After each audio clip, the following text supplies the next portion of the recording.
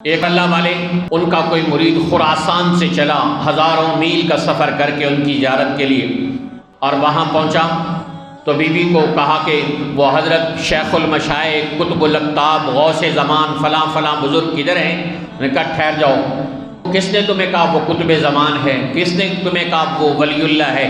میں اس کی بیوی ہوں، میں اس کو زیادہ بہتر جانتی ہوں، کوئی ولی نہیں ہے، وہ ایسے ڈھونگ رچایا ہوا اس نے۔ یہ سن کر اس کا منہ لٹک گیا اور وہ بیچارہ جانے لگا تو دیکھا کہ ایک طرف سے حضرت شیر پر آ رہے ہیں اور ہاتھ میں کوڑے کے طور پر ان کے ہاتھ میں سانپ ہے۔ وہ بڑا حیران ہوا تو حضرت نے اس کا بدلا ہوا اترا ہوا چہرہ دیکھ کر پڑھ لیا کہ یہ گھر سے میری تعریفیں سن کے آ رہا ہے، تو حضرت نے اس کو ارشاد فرمایا کہ گھبراؤ نہیں، کہ میں نے اپنی بیوی کی ان تکلیفوں پر صبر کیا ہے تو اللہ نے مجھے یہ اکرام کیا ہے کہ شیر میری سواری ہے اور سانپ میرے ہاتھ میں کوڑے کے طور پر ہے۔